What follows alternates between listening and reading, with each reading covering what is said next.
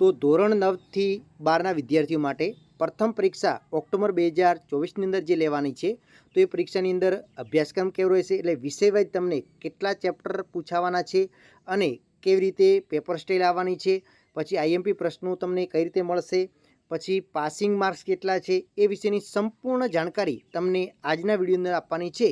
એ પહેલાં જો તમે ચેનલ ઉપર નવા હો, વન ટચ એજ્યુકેશન ચેનલના નવા મહેમાન બનેલા હો અને હજી સુધી સબસ્ક્રાઈબ ન કરી હોય તો સબસ્ક્રાઈબ કરી નાખો અને સાથે સાથે તમારા મિત્રોને પણ આ વિડીયો શેર કરો, એથી એ પણ આનો લાભ લઈ શકે.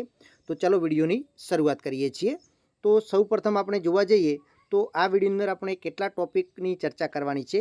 તો પહેલું તો અભ્યાસક્રમ કેટલો છે, એના પછી પાસ થવા માટે કેટલા ગુણ જરૂરી છે, પેપર સ્ટાઇલ કેવી હશે અને પેપર ક્યાંથી આવવાના છે, એટલે કે તમારી શાળાની અંદર જે પેપર લેવાશે એ ક્યાંથી આવશે, સમગ્ર ગુજરાતમાં એક જેવા પેપર હશે કે અલગ અલગ હશે, બીજું કે પરીક્ષા ક્યારે યોજાશે.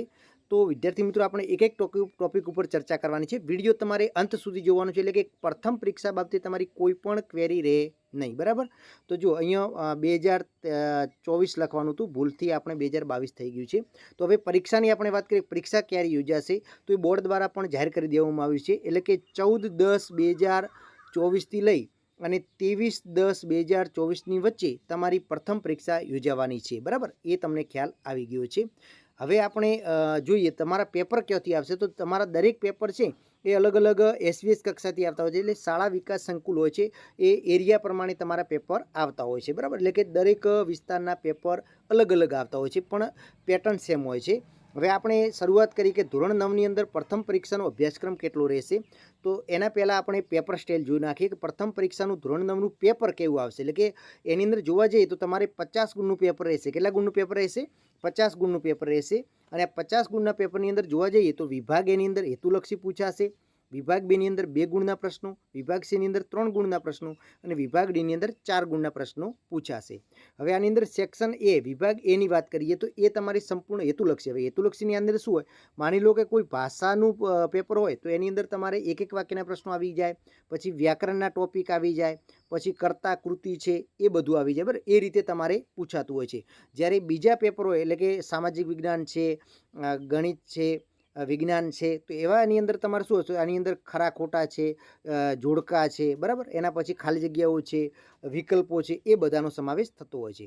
હવે 50 ગુણનું જે પેપર આવશે એની અંદર પાસ થવા માટે તમારે કેટલા માર્ક્સ લાવવા જરૂરી છે. તો 50 ગુણનું જે પેપર આવે છે એની અંદર પાસ થવા માટે તમારે કેટલા માર્ક્સ લાવવા રહેશે, એટલે કે 33% માર્ક્સ, એટલે કે 16.5 માર્ક્સ આવે 50માંથી તો તમે પાસ થઈ જશો. એટલે કે 17 માર્ક્સ તમારે પાસ થવા માટે પ્રથમ પરીક્ષાની અંદર લાવવાના રહેશે. હવે એના પછી આપણે ધોરણ 10ની વાત કરીએ તો ધોરણ 10ની અંદર પેપર સ્ટાઇલ કેવી રહેશે. તો ધોરણ 10ની અંદર આપણે જોવા જઈએ તો વિભાગ એ, એના પછી વિભાગ બી 2 ગુણના પ્રશ્નો, વિભાગ સી 3 ગુણના અને વિભાગ ડી 4 ગુણના. એટલે કે તમારું સંપૂર્ણ પેપર જે છે એ 80 માર્ક્સનું પેપર રહેશે. અને 80 માર્ક્સની અંદર જોવા જઈએ તો તમારે 30% હેતુલક્ષી પૂછાશે. એટલે કે 30% હેતુલક્ષી, એટલે કે સેક્શન એ છે એની અંદર તમારે 30% હેતુલક્ષી પૂછાશે 80 ગુણના પેપરમાંથી. અને એના સિવાય બાકીના પછી 2 ગુણ છે, 3 ગુણ છે અને 4 ગુણ. હવે એવી જ રીતે હેતુલક્ષીની અંદર તમારે વિષયવાઇઝ સામાજિક વિજ્ઞાન છે કે વિજ્ઞાન છે કે ગણિત, તો એની અંદર જોડકા છે, ખરા ખોટા છે, ખાલી જગ્યાઓ છે, વિકલ્પો છે, એક એક વાક્યના પ્રશ્નો છે, એવા પ્રશ્નો તમારે આવશે. હવે 80 ગુણનું જે પેપર આવશે એની અંદર પાસ થવા માટે તમારે કેટલા માર્ક્સ જરૂરી છે. તો એની અંદર તમારે 26 માર્ક્સ પાસ થવા માટે જરૂરી છે, બરાબર. અને આ જ માર્ક્સ તમારા બોર્ડની પરીક્ષાની અંદર પણ ઉમેરાતા હોય છે. એટલે તમારે 10માની અંદર હો તો તમારે વ્યવસ્થિત પરીક્ષા આપવાની છે અને આપણી ચેનલને તો અચૂક તમારે સબસ્ક્રાઈબ કરી દેવાની છે, બરાબર. હવે એના પછી આપણે જોઈએ તો ધોરણ 11ની પેપર સ્ટાઇલ કેવી હશે. તો ધોરણ 11ની પેપર સ્ટાઇલની આપણે વાત કરીએ તો એની અંદર 50 માર્ક્સનું તમારું પેપર રહેશે. અને 50 માર્ક્સના પેપરની અંદર વિભાગ એ વિકલ્પોનો આવશે, વિભાગ બી તમારે 1 ગુણના પ્રશ્નો હશે, વિભાગ સી 2 ગુણના, વિભાગ ડી 3 ગુણના અને વિભાગી અમુક વિષયની અંદર 4 ગુણને અમુક વિષયની અંદર 5 ગુણના પ્રશ્નો પૂછાય છે. આવી રીતે તમારું સંપૂર્ણ પેપર 50 ગુણનું આવશે. અને આની અંદર પાસ થવા માટે જેમ આગળ વાત કરી 9મા ધોરણની અંદર એમ તમારે 17 માર્ક્સ લાવવા જરૂરી છે, બરાબર. હવે આના પછી આપણે જોઈએ તો ધોરણ 12ની પ્રથમ પરીક્ષાની પેપર સ્ટાઇલ કેવી હશે. તો ધોરણ 12નું પ્રથમ પરીક્ષાનું પેપર જે છે એ તમારે 100 માર્ક્સનું રહેશે. હવે જેની અંદર 30% હેતુલક્ષી અને 70% વર્ણનાત્મક રહેશે. એટલે જોવા જઈએ તો તમારે ખાસ 20 ગુણના તો વિકલ્પો રહેશે અને 10 ગુણના એક એક વાક્યના પ્રશ્નો રહેશે. આવી રીતે 30 ગુણનું થઈ ગયું. હવે એના પછી સેક્શન સી છે 2 ગુણના, સેક્શન ડી 3 ગુણના અને સેક્શન એ 5 ગુણના રહેશે. જે કોમર્સવાળા છે એમના માટે અમુક વિષયની અંદર સેક્શન ઈ, ડી, અને એફ પણ આવતું હોય છે, બરાબર. તો એ રીતે તમારે તૈયારી કરવાની. હવે આપણે અભ્યાસક્રમ જોઈએ, ચેપ્ટર વાઇઝ જોઈએ, વિષય વાઇઝ જોઈએ.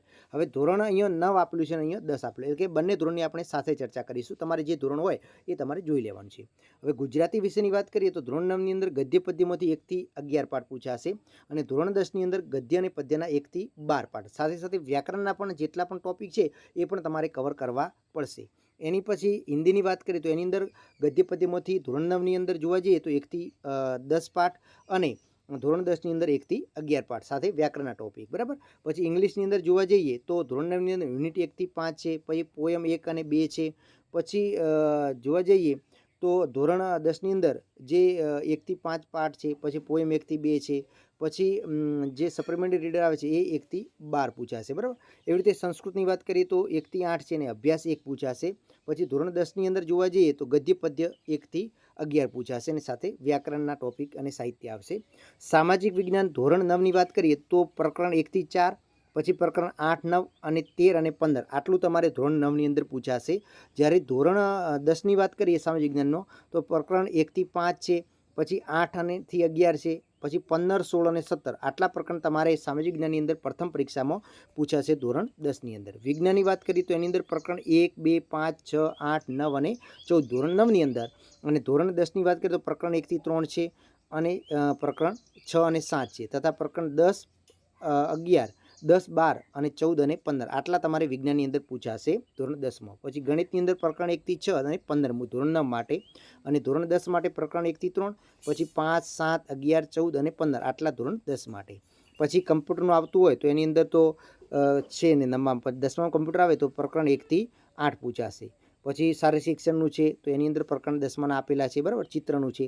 આવી રીતે આપણે ધોરણ 11ની વાત કરીએ સામાન્ય પ્રવાહની અને ધોરણ 12 સામાન્ય પ્રવાહની વાત કરીશું.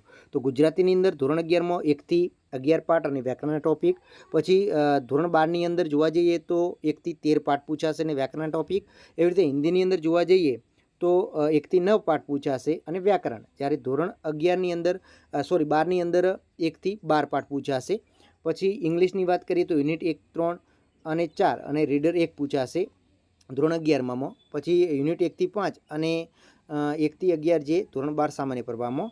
એના પછી નામાના મૂળ તત્વો છે એ ભાગ 1ની અંદર પ્રકરણ 1 થી 10 પૂછાશે અને ધોરણ 12ની વાત કરીએ તો એમાં ભાગ 1 પ્રકરણ 1 થી 7 પૂછાશે, બરાબર.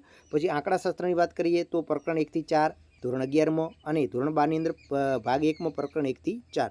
પછી વાણિજ્ય અને પત્ર વ્યવહાર અને જે સેક્રેટરી છે એની અંદર 2 ભાગ છે. ભાગ 1ની અંદર 1 થી 5 અને ભાગ 2ની અંદર પ્રકરણ 1 થી 5 ધોરણ 11માં. એવી રીતે ધોરણ 12ની અંદર પણ 1 થી 4 અને ભાગ 2ની અંદર પ્રકરણ 1 થી 4.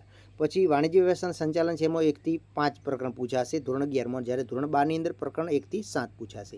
અર્થશાસ્ત્રની વાત કરીએ તો પ્રકરણ 1 થી 5 ધોરણ 11માં અને પ્રકરણ 1 થી 7 ધોરણ 12ની અંદર પૂછાશે.